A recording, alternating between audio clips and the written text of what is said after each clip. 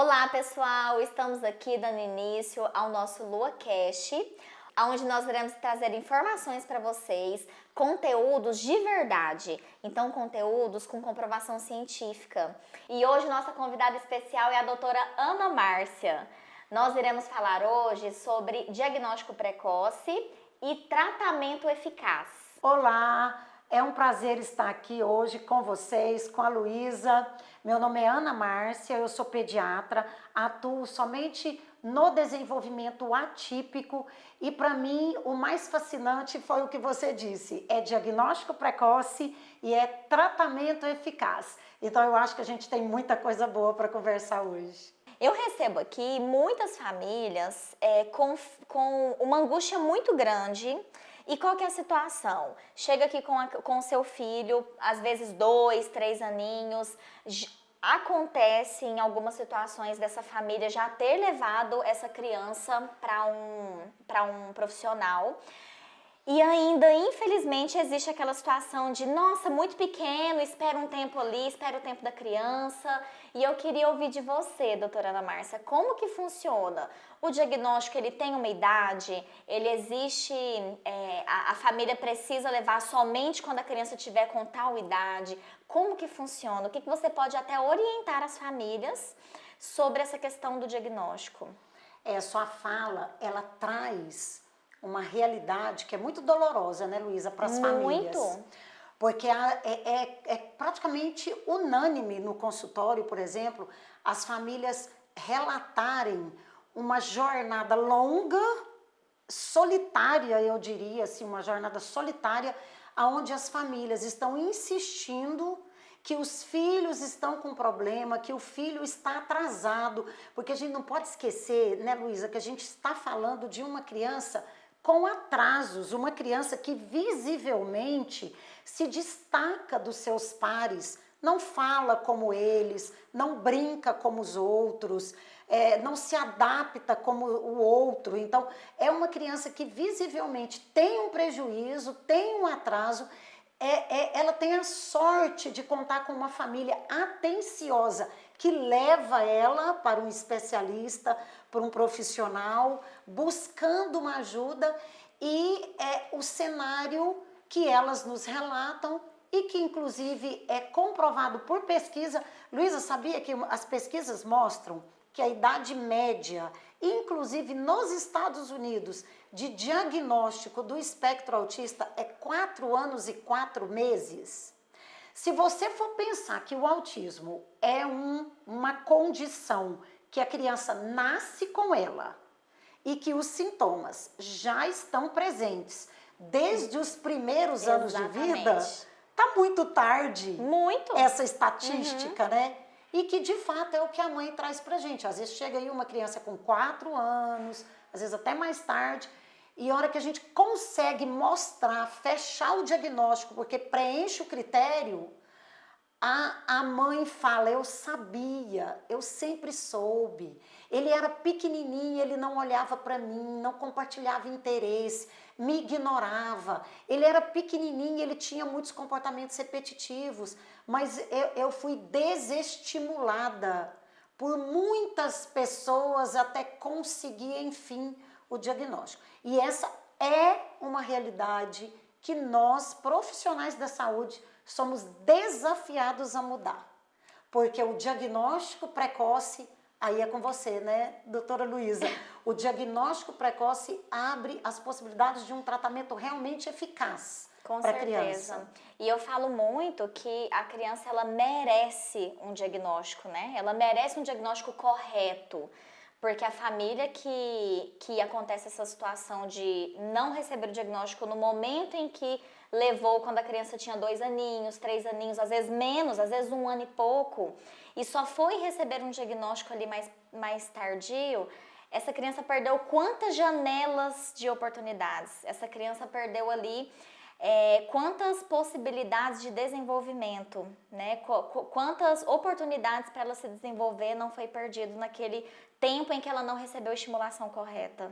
É muito interessante, ela merece o diagnóstico, porque se você tem uma condição que necessita de uma terapia, de um tratamento para você melhorar a ponto de tornar-se indistinguível dos Sim. seus pares, você recebeu o diagnóstico, é um presente que essa criança ganha, né? É um presente, é uma oportunidade de estar junto com os pares e o que eu costumo dizer que é extremamente importante, sem sofrimento. Porque às vezes essa criança até vai melhorar espontaneamente, né, Luísa? Aparentemente está melhorando, começa a falar, demora a falar, mas fala. Mas será, que preço será que essa melhora sem tratamento eficaz, sem o tratamento correto, né? É verdade. Uma coisa que acontece muito também são famílias relatarem situações em que profissionais indicam a criança não fala, leva para a escola, porque aí lá ela vai desenvolver. E nós aqui tentamos mostrar muito para as famílias que a criança ela não vai espontaneamente, se ela não tem pré-requisito, ela não vai espontaneamente desenvolver essa fala por estar na escola. Então essa criança ela precisa de um tratamento adequado, ela precisa de um profissional adequado. Se é uma questão da fala, ela vai precisar de uma fonoaudióloga adequada que vai trazer essa intervenção adequada para ela, né? Então, de certa forma, é um sofrimento. A gente esperar a criança desenvolver. A gente esperar esse desenvolvimento sozinho, né? E passar da hora. Isso. Porque eu gosto de falar uma coisa para a família assim. Se você tem uma criança e essa criança tem um prejuízo, ela precisa de um tratamento. Nós temos duas opções. Ou a gente institui esse tratamento porque ela tem um prejuízo e ela merece o diagnóstico para receber o presente do tratamento, ou lá na frente, quando essa criança estiver com prejuízos maiores, com prejuízos cumulados e um sofrimento ainda maior, a gente vai entrar dentro de uma máquina do tempo e voltar para trás. Porque o tratamento é agora, enquanto ela é pequena. Perfeito. O que eu vou fazer se eu não fizer nada agora, porque eu não tenho certeza, eu tô com medo de dar esse diagnóstico? Deixa, põe na escola, vamos ver se ela melhora. E aí, 2 anos depois, eu tenho a constatação que, de fato, aquela criança preenche critérios para o diagnóstico do espectro autista e ela está com mais prejuízo ainda.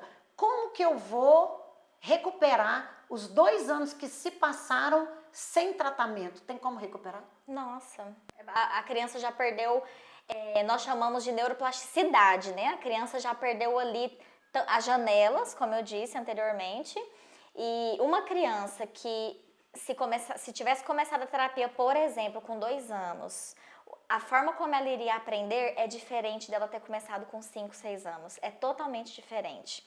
Eu comento muito com os pais, um exemplo para a família entender melhor. Nós adultos, a gente vai começar, por exemplo, uma língua nova ou um instrumento novo. Se a gente tivesse começado lá atrás, quando criança, é diferente. É diferente até a fluência como a gente vai falar.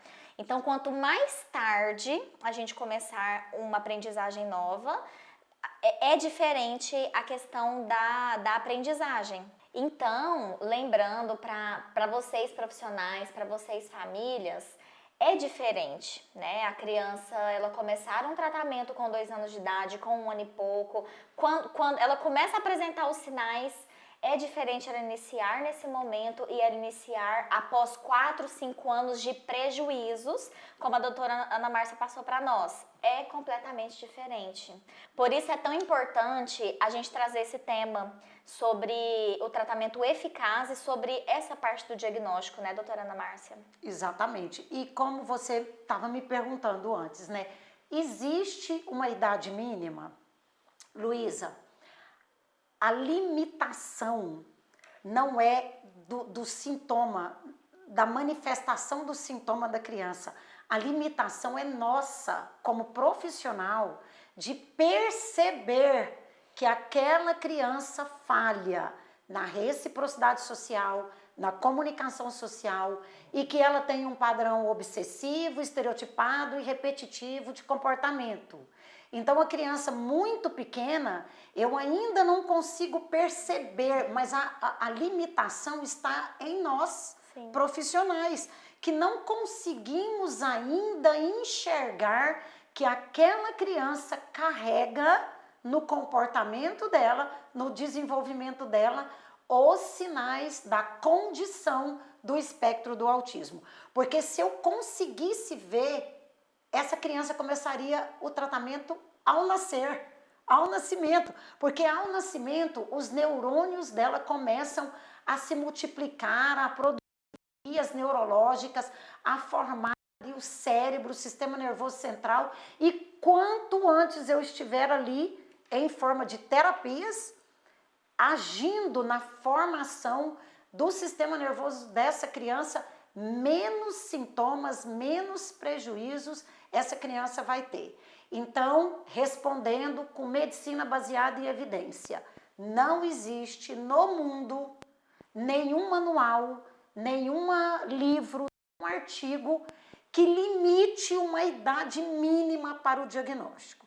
Portanto, a idade mínima do diagnóstico é: eu consigo ver, eu estou vendo que essa criança está falhando na interação social recíproca com o outro e ela tem padrões repetitivos de comportamento. Portanto, não interessa a idade que ela tenha, ela merece receber o diagnóstico de espectro autista para que ela seja conduzida ao tratamento por estimulação precoce, que vai dar para essa criança a possibilidade de atingir o potencial máximo dela, ter menos sofrimento, menos comorbidade e estar junto com os seus pares, sem discriminação, sem disfuncionalidade, sem abandono escolar, ansiedade, depressão, suicídio. São tantas comorbidades, né? Muitas.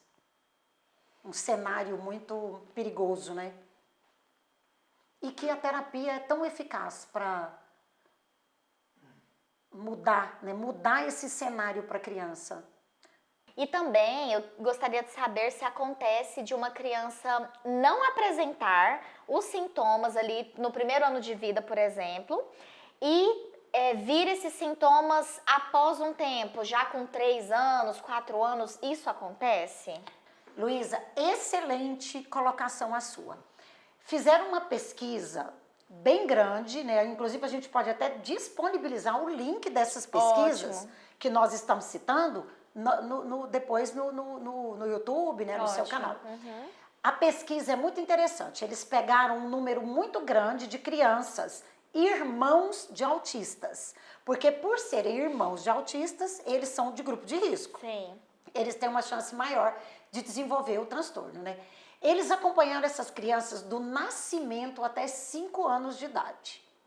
E o que eles viram? Eles viram que a maioria dessas crianças não tinham, sinais muito evidentes nos primeiros meses, né? No primeiro ano de vida, essas crianças elas eram praticamente indistinguíveis dos seus pares. E que o pico de manifestação dos sintomas, ele está ali em torno de 21 meses. Portanto, se eu tiver uma criança no primeiro ano de vida que tem uns sintomas leves, por exemplo, uma atipia motora, um padrão atípico de desenvolvimento motor, uma criança mais silenciosa, uma criança, às vezes, com alguma estereotipia.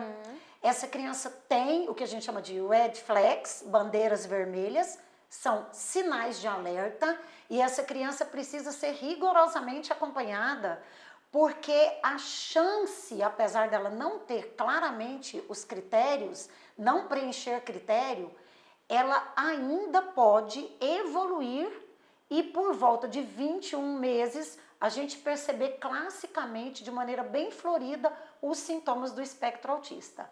Então, o fato da criança no primeiro ano de vida parecer se desenvolver normalmente, dentro do esperado, não exclui que essa criança lá depois de um ano e pouco, que é ali aonde ocorre a poda neural, a primeira poda neural, e aí as habilidades vai se ficar bem evidente a parte socioemocional dessa criança, ela vai regredir, né? É comum que ela tenha sim, regressão de habilidades já adquiridas. Portanto, eu falo muito assim, Luiz, ó, não é normal que uma criança perca habilidades. Se a criança já falava papai e mamãe e agora não fala mais, se a criança tinha um vocabulário aí de 10, 15 palavras e agora ela é mais silenciosa, né? Se a criança apontava e não aponta mais, sorria mais, olhava mais, interagia mais e agora ela parece mais apática, nunca é normal. Porque crianças não perdem habilidades. E se numa fase que ela está de franca expansão de habilidades, ela perde qualquer habilidade, linguagem, motor, social, emocional, ela precisa ser avaliada por um bom profissional que vai levar em consideração as queixas da mãe e a situação atual daquela criança para que ele não seja negligente com o desenvolvimento dessa criança. Então, no caso, essa criança ela já poderia começar uma intervenção em poucos sinais, mesmo não fechando, ela já deveria iniciar uma intervenção. Perfeito. Olha, você sabe que eu costumo falar que o direito está mais evoluído que a medicina. Porque em 2012, a Lei Berenice Piana, uma lei federal que protege os direitos do autista, ela fala o seguinte, texto da lei, o diagnóstico deve ser precoce, vírgula, ainda que não definitivo.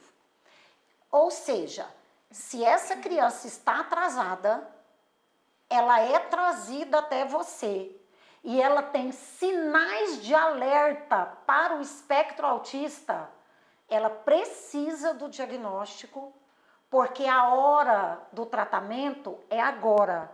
Você não pode esperar para que você tenha certeza, porque como eu disse, a limitação é nossa de não perceber os atrasos e os prejuízos dessa criança. Mas o diagnóstico já está lá. Então, a Lei Berenice Piana assegura a ela o diagnóstico precoce, ainda que não definitivo. Ah, eu vou dar diagnóstico para todo mundo para colocar na terapia? Não. Eu vou dar diagnóstico para uma criança que está atrasada, que tem prejuízos, que não está acompanhando o desenvolvimento em relação aos pares. E esses atrasos, esses prejuízos estão na área socioemocional e é uma criança rígida e repetitiva. Essa criança precisa do diagnóstico precoce, ainda que não definitivo, para que ninguém seja negligente com o desenvolvimento dela. Doutora Ana Márcia, então, essa criança que recebeu o diagnóstico precoce, como você nos trouxe aqui, e também recebeu um tratamento eficaz, é possível que essa criança, ela, após um tempo ali de tratamento eficaz, ela perca os critérios, às vezes até a família até pense, nossa, mas essa criança, ela não é autista não, olha aí, a criança tá desenvolvendo super bem. Não é mais não autista. Não é mais autista, né? é possível isso? Não, não é mais autista. Realmente, a gente vê aí na internet, né? É polêmico, essa polêmica. Né? Polêmico. Como é que é? A polêmica é, deixou de ser autista. Deixou de ser autista, não deixou de ser autista. Olha, a verdade é o seguinte. Outra pesquisa, que nós vamos deixar o link para vocês, fizeram uma pesquisa com um N bem grande de crianças nível 2 e 3. E olha que a pesquisa que eu vou falar foi feita com crianças nível 2 e nível 3 de suporte, não eram nível 1. Essas crianças nível 2 e 3, quando receberam o diagnóstico em tempo, precoce, o ideal, né, quanto antes possível, e receberam o tratamento correto, que isso é uma condição sine qua non, que a criança receba o tratamento correto, que seja feito dentro do protocolo da ciência ABA, né? Não é qualquer tratamento. Essas crianças, Luísa, aos 15 anos, 47% delas tornaram-se indistinguíveis dos seus pares. Ou seja, 47% delas não receberiam mais o diagnóstico. Como que é feito o diagnóstico do espectro autista? Como que é feito o diagnóstico se chegar um adulto no meu consultório? Lá, chegou uma pessoa de 30 anos, ou uma criança, um adolescente, um adulto jovem, lá no meu consultório. Essa pessoa, ela poderá não ter mais evidência dos critérios, porque lá no DSM-5 está escrito assim, o Manual Estatístico de Doenças Mentais que a gente usa para o diagnóstico, Sim. e na CID-10 também, na Classificação Internacional de Doenças da Organização Mundial de Saúde, está escrito assim, ó, a criança apresenta prejuízos na área socioemocional e padrões rígidos, repetitivos, estereotipados, restritos de comportamento, interesse ou atividade até os primeiros anos de vida. Então, é uma criança que até ali, para 3, 4 anos de idade. Então, os sintomas devem obrigatoriamente estarem presentes nos primeiros anos de vida.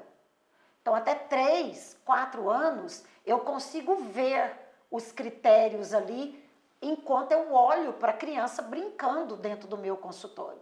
Depois, esses critérios, principalmente com o tratamento, eles podem desaparecer. Então, eu preciso voltar lá na história, nos primeiros anos de vida dessa criança de novo. Porque ali, naquele momento, eu posso não ver mais os critérios. Eu estou vendo outro prejuízo que vai me remitir ao autismo, mas aí eu tenho que voltar lá nos primeiros anos de vida dela. Esses dias, chegou uma criança no meu consultório que recebeu o diagnóstico por mim, bem novinha. Ela tinha 1 ano e pouquinho.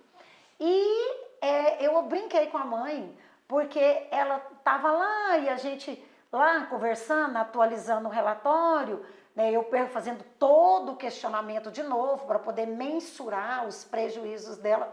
Eu brinquei com a mãe. Eu virei para ela e falei assim, deixa eu te falar uma coisa, eu te disse que essa menina era autista? Brincando com a mãe, né? Aí a mãe falou, disse sim, tá aqui, ó, assinado e carimbado. Porque naquele momento, aquela criança não tinha mais critério. Porque ela foi ensinada.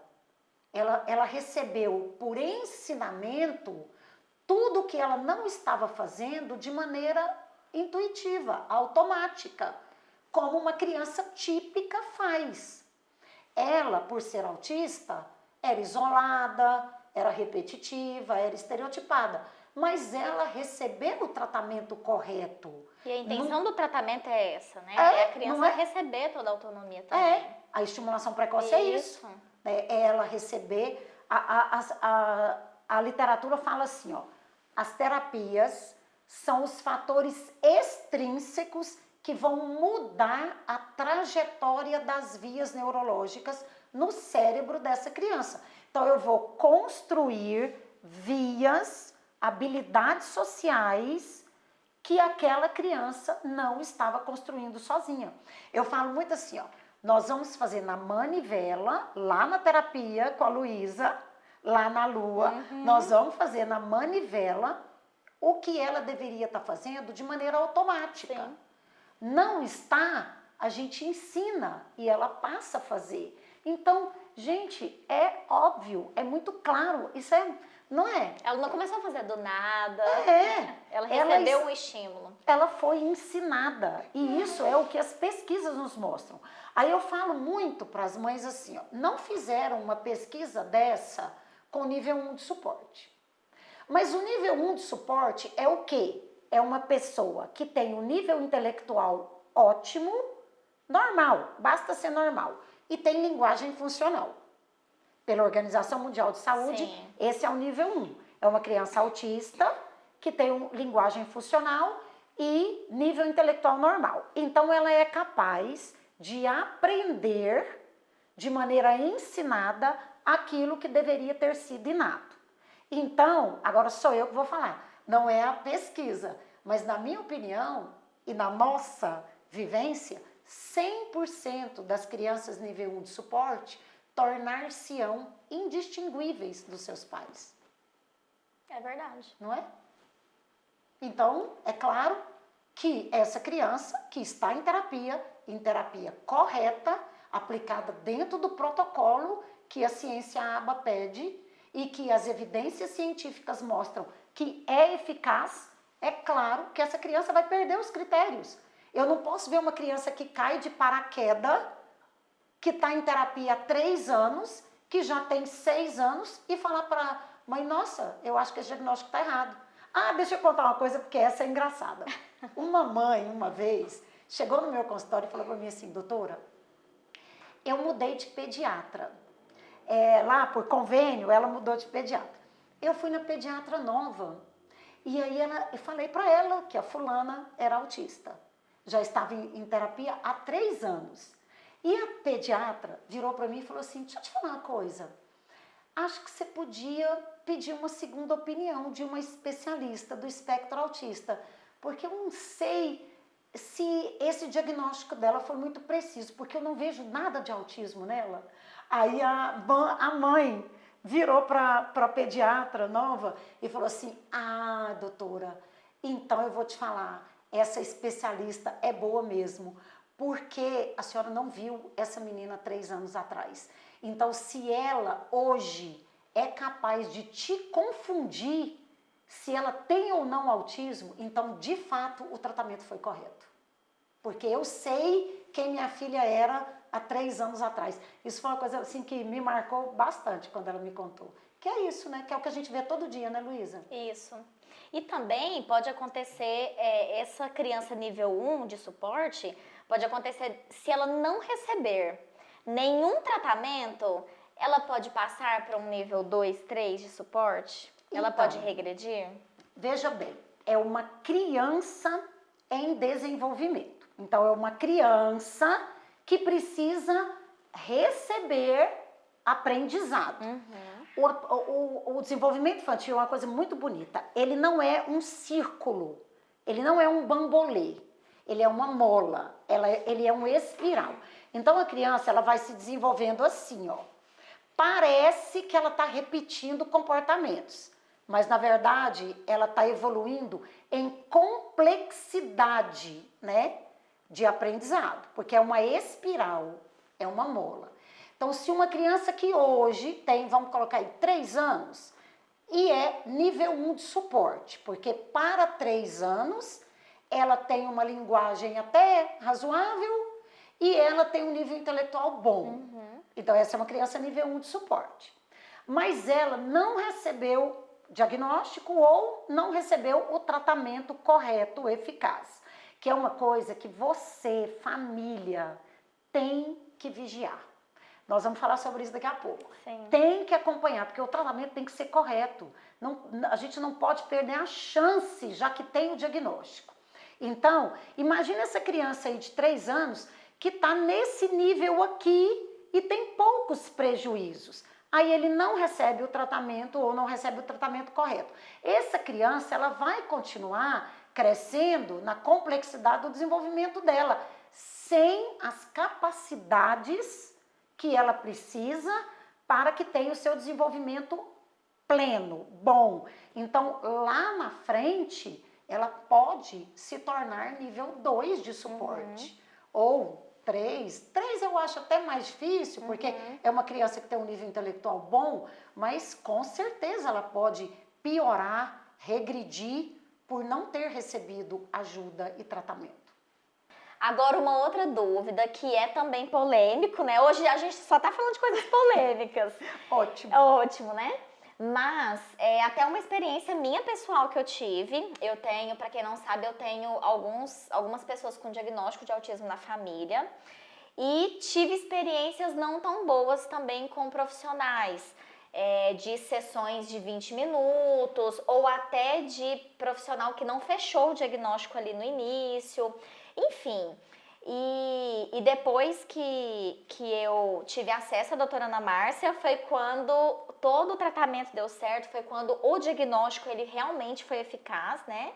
E eu queria aproveitar essa oportunidade para explicar para as famílias como que funciona a sua consulta. Como que é o diagnóstico? Existe um diagnóstico, como já aconteceu comigo, né? Existe diagnóstico de 20 minutos, existe diagnóstico de 30 minutos. Como que funciona? Qual que é o tempo para fechar um diagnóstico? Qual que é o tempo de uma consulta? O que que você precisa ali da família para você conseguir fechar um diagnóstico realmente, um diagnóstico realmente que a criança precisa, né? Legal, porque as famílias, elas têm muita dúvida também em relação a isso. Às vezes, os sintomas estão muito claros e você consegue fazer um diagnóstico em apenas uma consulta. Então, é uma dúvida que fica, né? Fica aquele medo, né? Talvez, nas famílias, assim, nossa, mas uma única consulta, nenhum exame. É possível, é certo, é correto que se feche o diagnóstico, né, dessa criança? Claro que a gente não consegue ter essa visão, né, ampla do comportamento, do desenvolvimento dessa criança numa consulta rápida, numa consulta superficial de 20 minutos, 30 minutos. Então, realmente, a consulta para avaliação do neurodesenvolvimento é uma consulta longa. Não existe nem assim uma regra, mas geralmente 1h30 é necessário, com brinquedos estratégicos, né, que a gente fala assim que é umas armadilhas para a criança manifestar o padrão obsessivo de comportamento dela. Agora, a sua pergunta, ela me dá a oportunidade de esclarecer uma coisa que eu acho assim muito importante na medicina e nos diagnósticos. Os diagnósticos dos transtornos do neurodesenvolvimento, os sintomas, Luísa, eles coexistem. Então, se eu atender uma criança, a mãe e o pai sentam na minha frente e falam assim, doutora, esse menino é agitado, ele é inquieto e ele não presta atenção em nada. Se eu escutar essa fala da mãe e isso não for profundamente avaliado, pronto, acabou a consulta. Dá o diagnóstico de TDAH para esse menino, porque ele é agitado, ele não presta atenção e ele é impulsivo. Então pronto, ele já fechou o critério para o TDAH. Só que essa criança, ela pode ser autista e não ser TDAH. Ou ela pode ser um autista comórbido com TDAH. Mas ela pode não ser nada disso, ela pode estar ansiosa. Ela pode estar até deprimida e ter agitação, impulsividade e não prestar atenção em nada. Então, os sintomas dos transtornos do neurodesenvolvimento, eles coexistem. É por isso que a consulta tem que ser demorada. Mas, se você, com cuidado, demoradamente, com as etapas necessárias da consulta, se em 1h30, você consegue perceber que aqueles sintomas, eles vêm de tal área cerebral e são característicos, por exemplo, do espectro do autismo, você não precisa, para dar o diagnóstico para essa criança, de uma tomografia, de uma ressonância, de um estudo genético, de um eletroencefalograma, nem de uma avaliação neuropsicológica, nem de vai lá na Luísa para eu ver a opinião da Luísa. E olha que você é uma terapeuta que eu assino embaixo. Uma pessoa responsável, ética, comprometida com o que faz, porque isso a gente tem todos os pacientes nossos em comum aí para dizer que é verdade. Mas nem assim, eu nunca te mandei um paciente para você me dizer se ele é autista. Por quê? Porque eu não preciso disso para dar o diagnóstico. O diagnóstico é clínico. Diagnóstico clínico significa aquela criança, naquele momento, lá no consultório, de uma maneira bem feita, eu consegui ver, perceber no comportamento dela que ela preenche critérios para tal condição. Então, o diagnóstico médico, ele é qualitativo. A criança preenche ou não preenche critério. Ela não precisa de um exame para fechar um diagnóstico, né? Não precisa em lugar nenhum do mundo. nem no DSM, nem na CID-11. O diagnóstico é clínico. Agora, se é uma criança que preenche critério para o espectro autista, que tem um quadro suspeito de crise convulsiva, eu vou ter que pedir um eletroencefalograma. Se é uma criança que preenche critério para o espectro autista, ela já tem o diagnóstico clínico, mas ela parece ter uma lesão cerebral, eu vou ter que pedir uma tomografia, mas não é para fazer o diagnóstico. Nem o estudo genético é para fazer o diagnóstico. O estudo genético é para tentar encontrar a causa do diagnóstico que já está estabelecido, clinicamente estabelecido. Portanto, respondendo a sua pergunta e a dúvida de tantas famílias, né? Muitas, né? Realmente elas perguntam muito. Sim, em uma única consulta, sem exames complementares, é possível, é sempre? Não, eu não sei. Depende da condição, depende individualmente de cada criança. Mas é possível, na maioria das vezes, se fazer um diagnóstico de maneira a errar menos. Porque perfeito ninguém é, né? Errar, todo mundo erra, ninguém é Deus. Mas errar menos. Se você tiver realmente assim, ó, eu estou tentando entender, eu estou tentando encaixar as peças do quebra-cabeça para entender de qual área cerebral esses sintomas vêm. Porque também não posso simplesmente, você está agitada, desatenta, impulsiva, toma aqui uma receita porque você tem TDAH. Pode não ser exatamente aquilo. Luísa, eu quero muito te fazer uma pergunta. O seguinte, olha só. Os pais me falam assim, doutora, por que a prevalência de autismo é tão alta? Né? Que epidemia de autismo, né? Que às vezes eles falam. E de fato, para quem não sabe, há 20 anos, autismo era uma doença rara, era 1 para cada 10 mil nascidos vivos. E agora, a última prevalência que os Estados Unidos nos deu é 1 para cada 36 nascidos vivos. Então, realmente, ele teve, assim, nada na medicina aumentou tanto quanto o diagnóstico de autismo. E eles me perguntam muito no consultório, doutor, é alergia alimentar? É isso, é aquilo? Quer dizer assim, nada disso é, não é verdade? O que é que aumentou tanta prevalência? E eu falo muito para eles assim, olha, a primeira razão para que o diagnóstico tenha aumentado tanto é o que você está fazendo agora. Trazendo a sua criança para eu avaliar. Trazendo um bebê de 1 ano para mim. Você está preocupado com o seu bebê porque ele tem 1 ano e ele é silencioso, ele não olha quando é amamentado? Você está preocupado, ninguém fazia isso antigamente. Ninguém trazia um bebê com queixas tão vagas, né? A gente tem tantas falas de não, mas o filho do fulano falou com 5 anos, vizinho fala, meu pai falou com tantos anos. Tá igual o pai, tá igual o tio. Isso né? Tá normal, tá normal, isso, não dele. Tem nada. Uhum. Não tem nada, então. Então, o primeiro motivo para a prevalência ter aumentado tanto é você estar trazendo o seu filho para eu avaliar. E o que eu queria te falar é assim, ó, isso me dá uma satisfação tão grande, porque eu queria dar os parabéns para essas famílias maravilhosas que garantem o futuro das crianças. Porque as crianças precisam desse cuidado dos pais. Né? Olha, me leve, mamãe, me leve. Eles merecem papai. Mesmo, né? Você vê que a gente começou falando de merecimento e a gente está de novo falando, eles merecem esse cuidado. E você está trazendo ele para mim. Então eu fico muito feliz quando uma família traz uma criança para mim e eu tenho a chance, eu tenho a possibilidade de dar um diagnóstico precoce para eles. Então eu dou esse diagnóstico precoce para essa criança. Aí, Luísa, eu encaminho essa criança para o tratamento. Então essa criança teve a sorte de ter pais atenciosos, ele teve a sorte também de ter um médico que deu um diagnóstico precoce. E aí eu encaminho essa criança para o tratamento.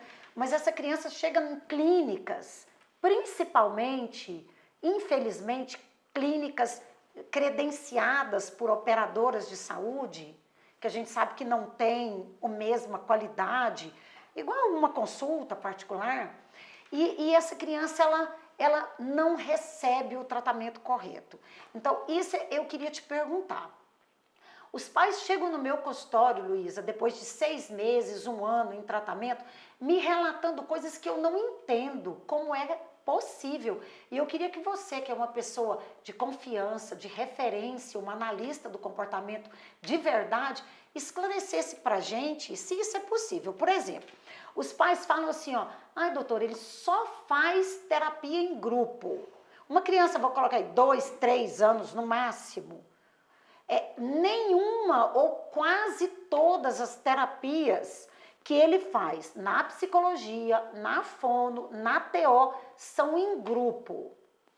Outra coisa que eles falam muito, Luísa, não, tá aí só 2 crianças na sala, ou às vezes até só ele, mas nunca tem uma terapeuta só. É uma fono junto com uma psicóloga, uma fono junto com a TO, ou uma psicóloga junto com a TO. Então, são várias terapeutas em 50 minutos com uma criança.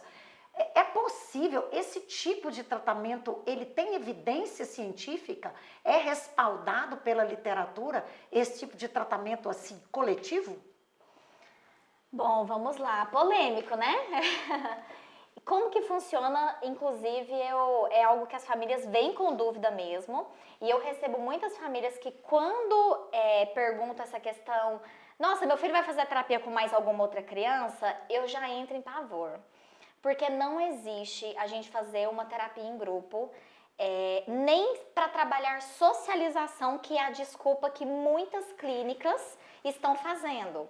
Né? Não, é porque a gente está trabalhando socialização. Então, qual que é a minha resposta para as famílias? Primeiro, socialização eu não vou fazer com criança atípica com atípica. Eu faço socialização com o meu paciente atípico em um ambiente externo. Eu tenho ATs para isso, eu tenho terapeutas para trabalhar esse ambiente externo em conjunto com toda a equipe. E esse ambiente externo, ele pode ser num parque, ele pode ser em um shopping, ele pode ser na escola, no recreio da escola, enfim. Mas a socialização, ela é feita com o meu paciente em conjunto com a sociedade, em conjunto com crianças típicas, né? Então, primeiramente é isso, a gente não vai socializar uma criança atípica com uma criança atípica. E quando a terapia ela é feita em 2, 3 crianças ali, eu queria muito entender como que as clínicas, como que as profissionais conseguem atender crianças com diversas demandas. Então, eu estou aqui atendendo uma criança e eu estou atendendo 2 crianças ao mesmo tempo. Essa criança, ela tem um suporte, essa criança, ela tem outra dificuldade. Não tem como a gente atender mais de uma criança, isso não é possível. Essa criança fica prejudicada e essa criança fica prejudicada. Não, isso não existe, isso é uma enganação, a gente está enganando as famílias, quem faz isso está enganando as famílias, né? A criança, ela merece um diagnóstico com uma profissional qualificada e ela merece um atendimento qualificado também. Então, a terapia, por exemplo, a terapia ABA, análise do comportamento, ela é individualizada. Então, ela é individualizada, não tem como o mesmo programa ser aplicado para essa criança e para essa criança. Ela é individual. O que eu vou montar para essa criança, a forma dessa criança aprender, não é a mesma forma dessa criança aprender. Ela é individualizada. E é muita dúvida das famílias mesmo, porque eu recebo muitas famílias que tiveram outras experiências. E aí, quando eu vou explicar como que funciona o meu atendimento, eu percebo um susto nas famílias. Nossa, mas como assim? Você vai na minha casa? Então, vou explicar um pouquinho como que funciona a minha avaliação, por exemplo. A criança, ela chega pra mim, eu preciso fazer uma avaliação. Eu vou pegar um protocolo, pode ser o VB-MEP, pode ser o ABLS, o Portage, enfim. Eu vou pegar de acordo com a criança ali o protocolo de avaliação. E essa avaliação, ela vai ser feita em quais ambientes? Ela vai ser feita na clínica, ela vai ser feita aqui nesse ambiente. Ela vai ser feita na escola, se a criança estiver na escola, ela vai ser feita uma observação na escola da criança. E ela vai ser feita uma observação também no ambiente natural da criança, que é na casa dela. Então, eu faço uma observação na casa da criança. Tem muitos comportamentos que a criança não faz aqui, que ela faz em casa. que ela faz ali na escola. Então, a gente precisa avaliar a criança como um todo, a criança em todos os ambientes, né? Então, é necessário ir em casa, na escola, em outros ambientes. Sim, exatamente. Então, a partir da avaliação, por exemplo, na avaliação do protocolo do VIB-MAP, como que funciona? Lá tem algumas habilidades que elas são feitas exatamente em comportamentos na casa da criança. Comportamento da criança de atividade de vida diária, o comportamento da criança de se vestir, comportamento da criança de se alimentar. São detalhes que a gente avalia no ambiente da casa da criança. São detalhes que a gente avalia como que a socialização. Como que eu vou avaliar uma socialização estando com uma criança aqui dentro, eu e a criança? O atendimento é eu e a criança. Como que eu vou avaliar a socialização? Entendi. E se isso não ocorrer, a confecção do tratamento não é bem feita? Não tem como ser um tratamento eficaz se a avaliação está errada. E, infelizmente, tem muitos profissionais que não fazem essa avaliação. E aí, a família que não sabe disso, o que acontece? O que você está aplicando com o meu filho se não teve uma avaliação? Eu vou aplicar com essa criança o que foi feito na avaliação. Os déficits que a criança apresentou na avaliação é o que vai ser feito ali com a criança. São os programas que eu vou aplicar com essa criança.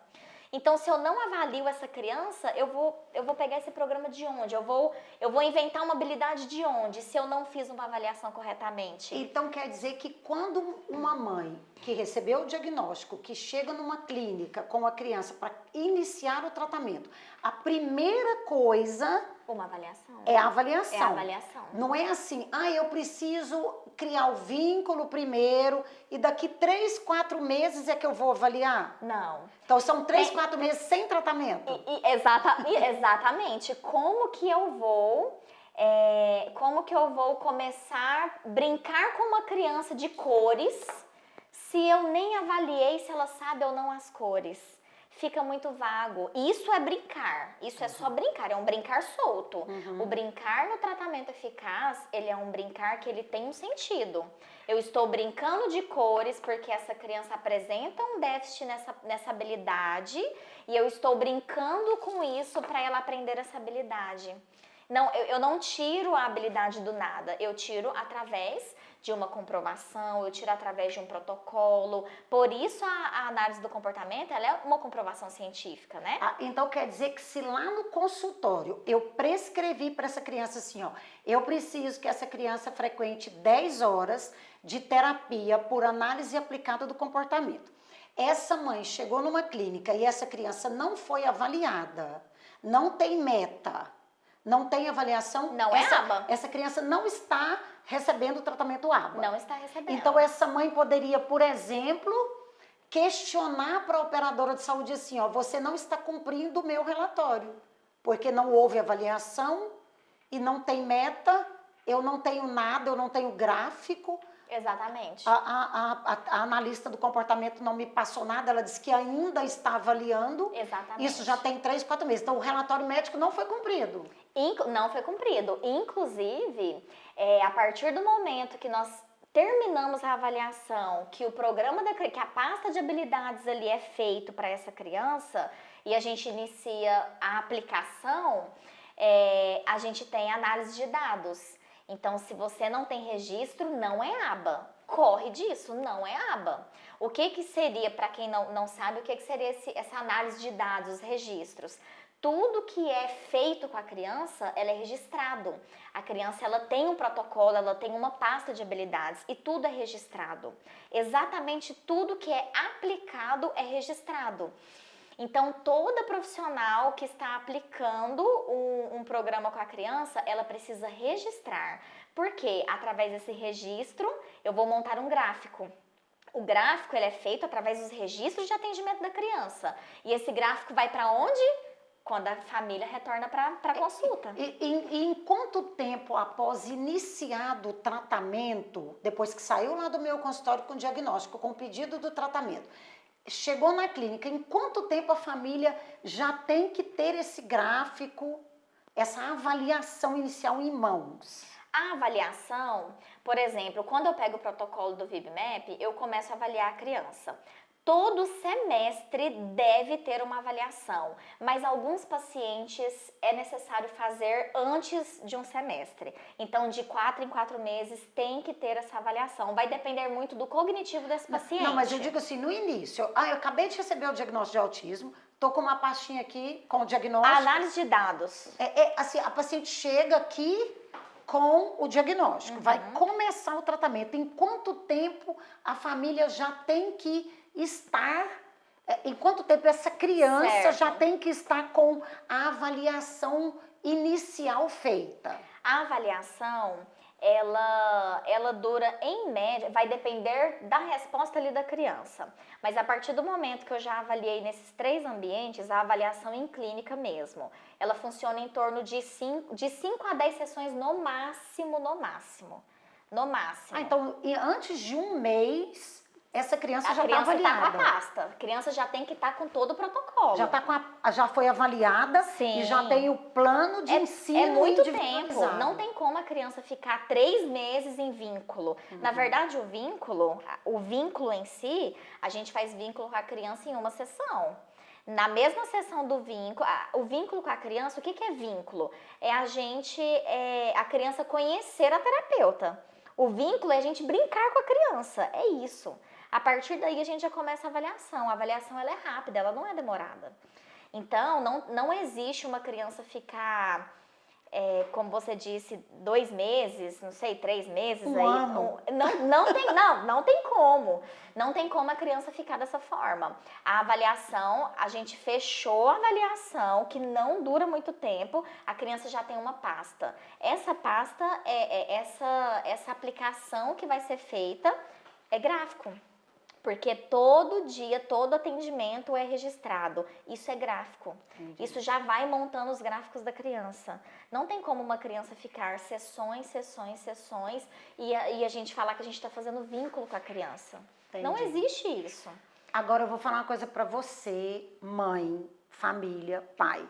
Não tem como você não participar disso, né, Luísa?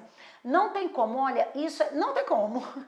Se você tem um filho com um transtorno do neurodesenvolvimento, seja autismo ou outra coisa, e essa criança está em tratamento por terapias com uma equipe interdisciplinar, né, o médico e os terapeutas, você, pai e mãe, você tem que acompanhar, você tem que perguntar, você tem que pedir, você tem que entender. Não tem que ser especialista, mas tem que entender.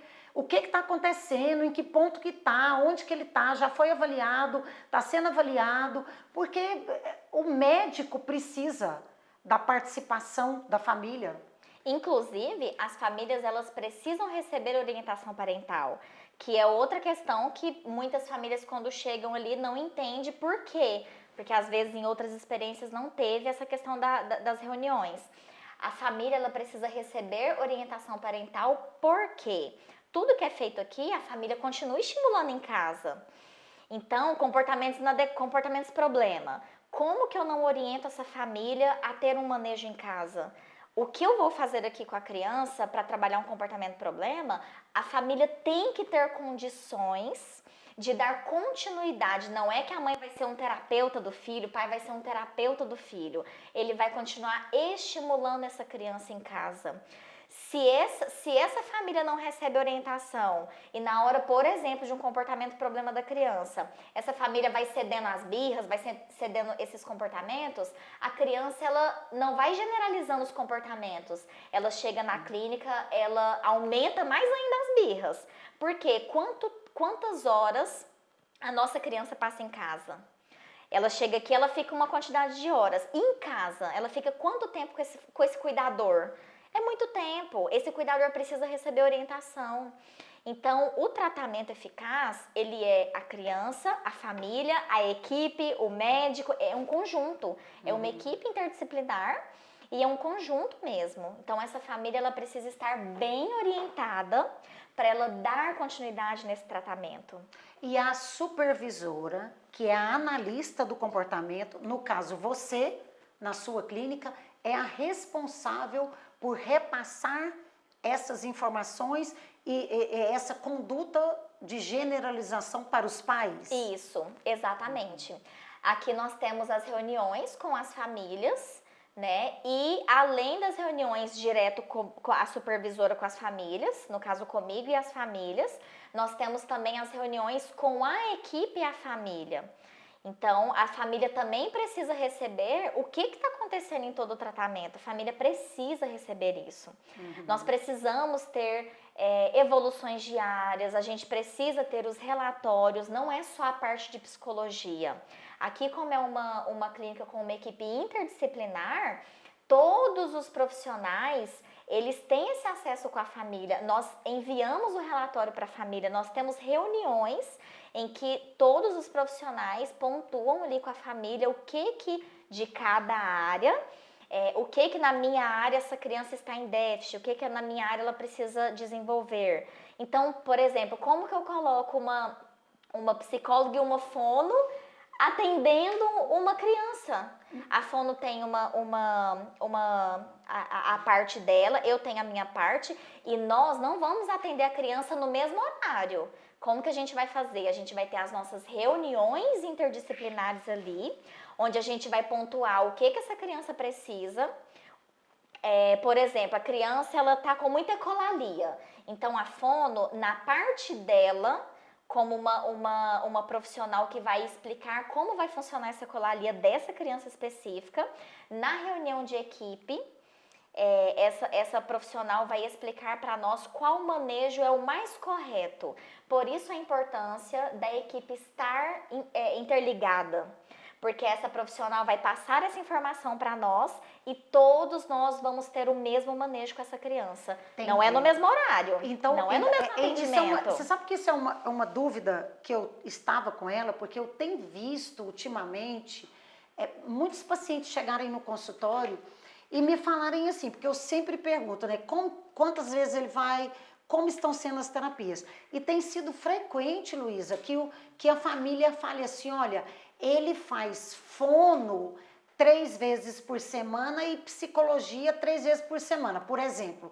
Mas as 3 vezes por semana é a psicóloga junto com a fono em uma sessão de 50 minutos. Eu, como médica, eu fiquei imaginando assim, como é que eu vou no otorrino e no dermatologista ao mesmo tempo? Exatamente.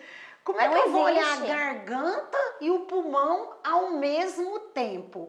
Mas eu fiquei pensando, então isso também na estimulação precoce, nas terapias também não existe isso na literatura? Esse conjunto de, por exemplo, fono e psicologia, a gente vai resolver como? Nas reuniões da profissional, nós vamos trazer as informações desse paciente para a gente trabalhar na terapia individual da criança.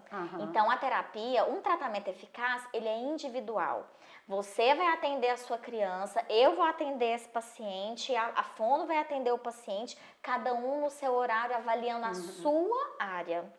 E aí, nas reuniões, que são necessárias essas reuniões, inclusive nós temos também o nosso contato, né? Eu te passo as informações de pacientes, você me passa a informação de paciente, a gente não vai atender a criança ao mesmo tempo, a gente não vai chegar lá no mesmo horário, eu vou fazer uma parte minha e você vai fazer uma parte sua. Não tem como, você precisa do seu horário para atender a sua parte. E eu preciso do meu horário para atender a minha parte. Como é que você vai trabalhar, Não né? tem como. Então, é aí que eu falo, gente, famílias, né? É aí que eu falo.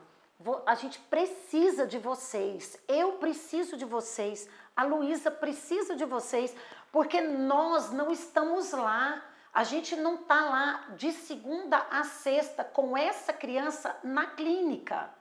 Então, a família precisa vestir a camisa de que eu tenho um filho com transtorno do neurodesenvolvimento, eu tenho um filho do espectro autista e ele necessita que eu tenha a seguinte posição, conduta de mãe, de pai. Né? Porque senão não tem jeito, né? A família tem que entender que essa participação dela é primordial para que o tratamento seja eficaz.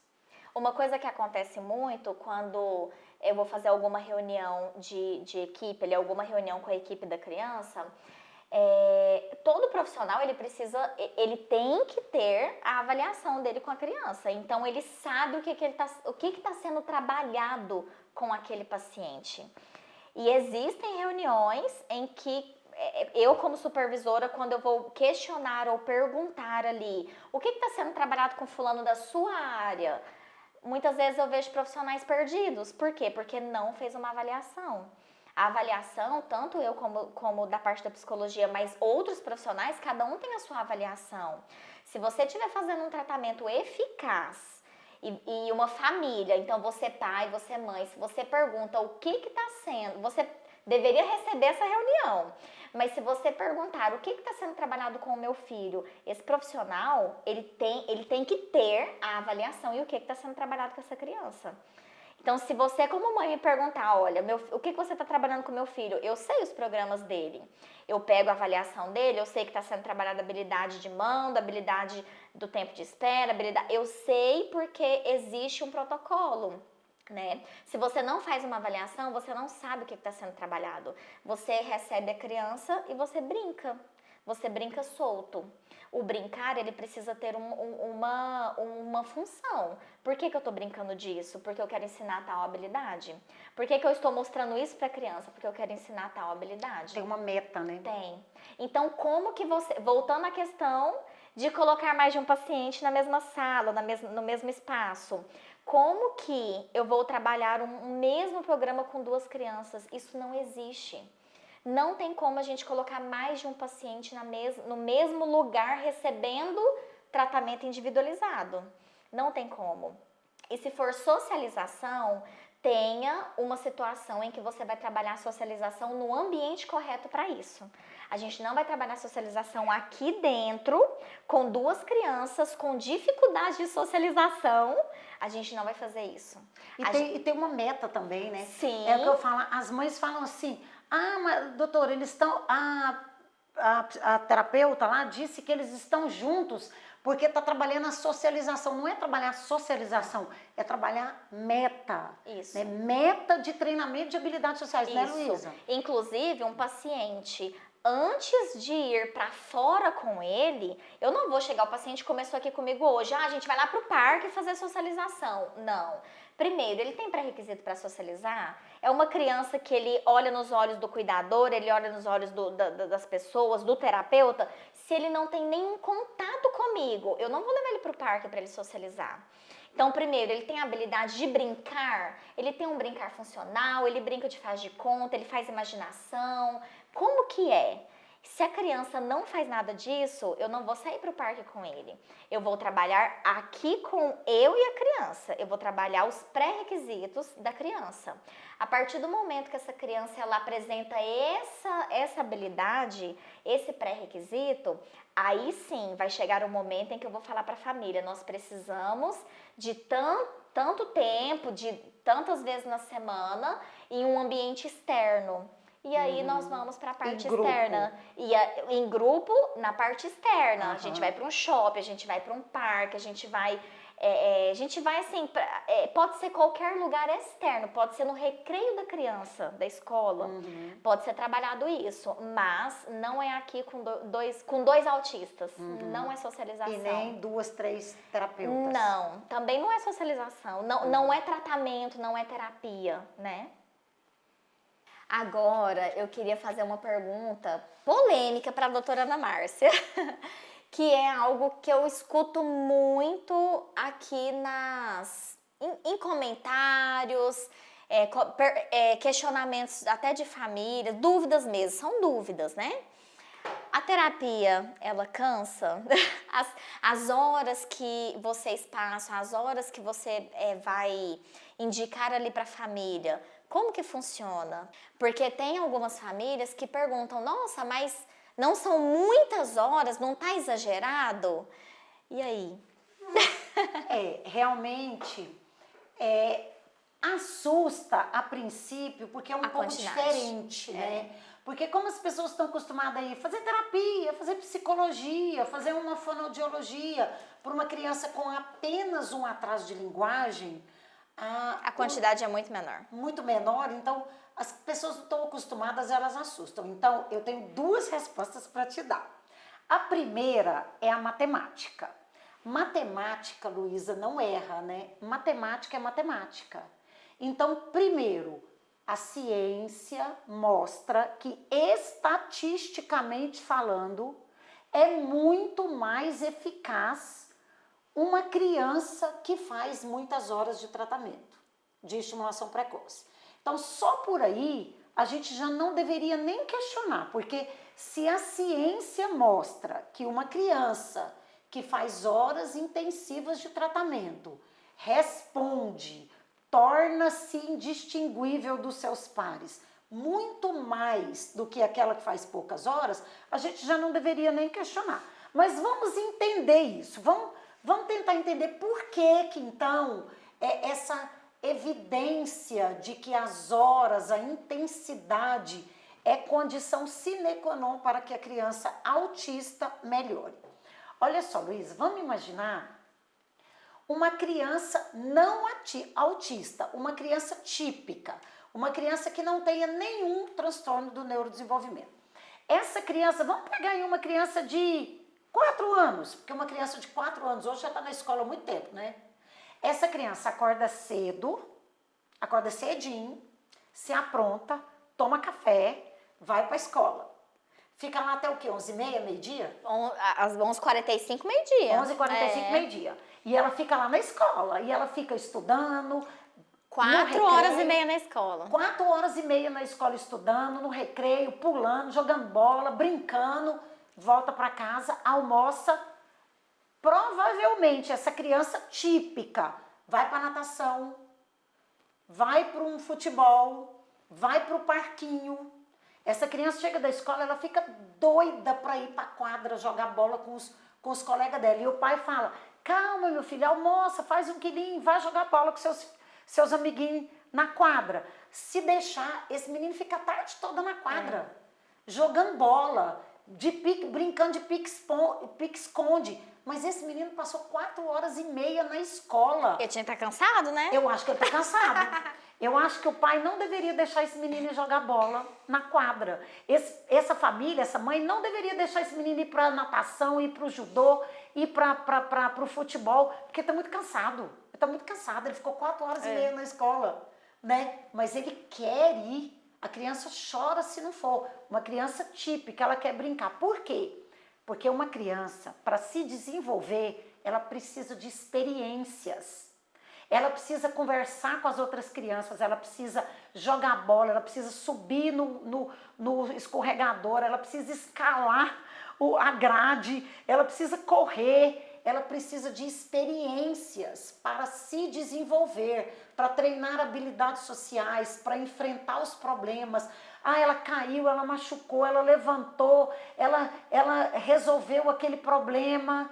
Então, ela precisa de experiências para que ela se desenvolva, para que ela amadureça, para que ela fique inteligente. E como? Você vai pegar esse menino e vai trancar no quarto porque ele está cansado, porque ele já ficou horas demais na escola? Então, uma criança atípica, autista, por exemplo, ela é isolada, ela não aproveita o ambiente para se desenvolver. Ela precisa de um mediador. Ela precisa das terapias. Lembra lá no começo que a gente falou que uma criança que deveria estar se desenvolvendo automaticamente, igual essa, que vai para brincar, a gente tem que fazer na manivela?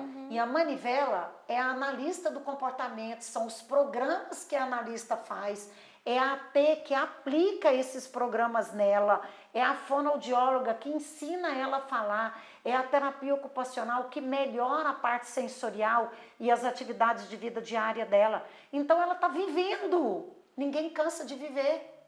Ninguém cansa de viver. Então você não pode privar uma criança que tem atrasos no desenvolvimento de viver. E essa criança precisa de uma mediação para viver. É por isso que terapia não cansa. Horas intensivas de terapia são para quem precisa de horas intensivas de terapia para que não fique atrasado em relação àquela criança que está lá correndo no parque, jogando bola, fazendo natação, subindo no escorregador, falando espontaneamente com o outro. Então, essa é a verdade que a ciência mostra.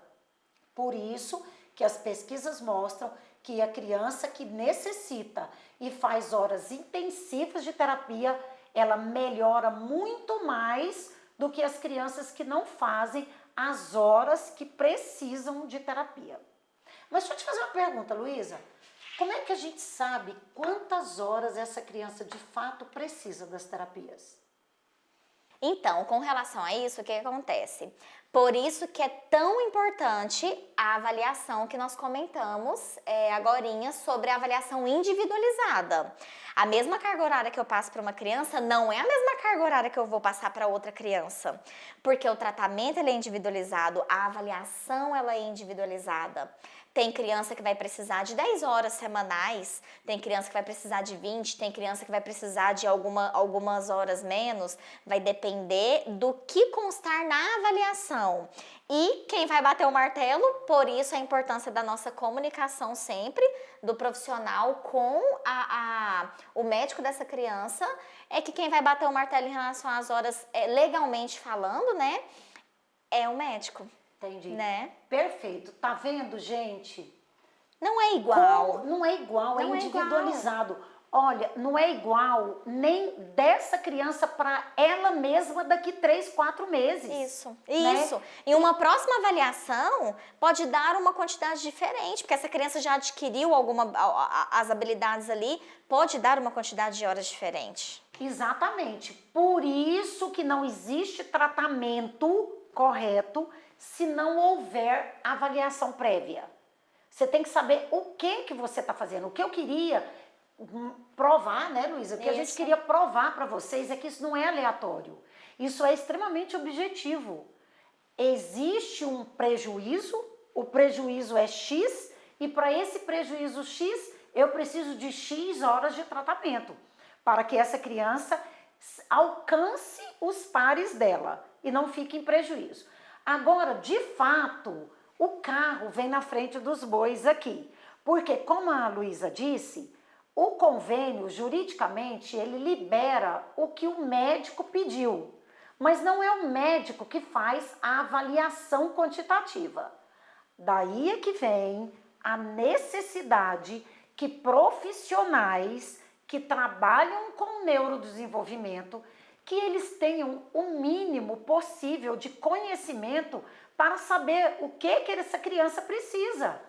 Porque eu não sou analista do comportamento, eu não vou avaliar, mas eu sei pedir. Eu tenho uma noção que essa criança tem um prejuízo social muito grande, que ela não tem pré-requisito nenhum de habilidades sociais e que ela não vai precisar menos que 15 horas de terapia ABA. Que essa criança tem um atraso verbal muito grande e que ela não pode ter menos do que 4 horas de terapia de fono. Então, eu já faço uma prévia, né, Luísa? Já peço ali no relatório para que aquela criança tenha o direito e aí eu passo a avaliação objetiva para você bater o martelo do que aquela criança precisa. Exatamente. Por isso a importância dos relatórios serem feitos de forma correta. Através desses relatórios é onde você também vai ter acesso. Como que essa criança está, através do relatório é onde o profissional, o médico vai ter acesso de se essa criança está apresentando um comportamento de desatenção, por exemplo, além da anamnese com a família, mas através da avaliação, além das horas, é onde a gente vai conseguir passar para você, por exemplo, como que essa criança se comporta em terapia. Então, essa troca é importante por isso, porque é onde eu vou falar, olha, doutora, essa criança está com dificuldade nessa parte, parte de medicamento precisa? Será que... Aí é onde entra essa informação, essa conexão, é onde entra também, olha, ele precisa de tantas horas, ele precisa de medicamento, ele não precisa. É muito importante. Nossa, perfeito. Perfeito mesmo, porque você vê, dessa parte de comorbidades. Isso. É comum a criança do espectro autista ter comorbidades. TDAH, transtorno de sono, ansiedade, transtorno alimentar. E aí, eu tô vendo aquela criança lá 1 hora e meia a cada 6 meses no meu consultório.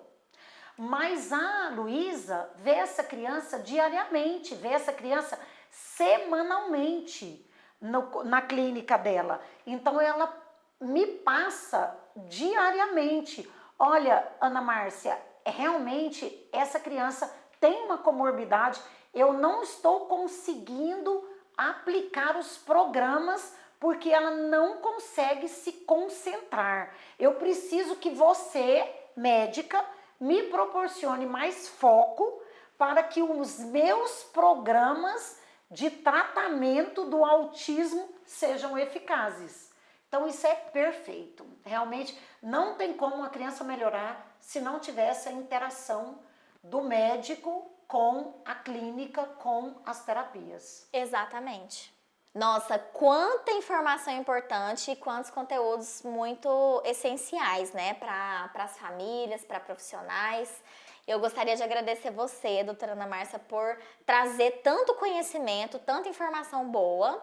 E com certeza, quem tiver dúvidas, deixe aqui, que com certeza nós teremos mais episódios, nós vamos trazer mais informações para as famílias, né?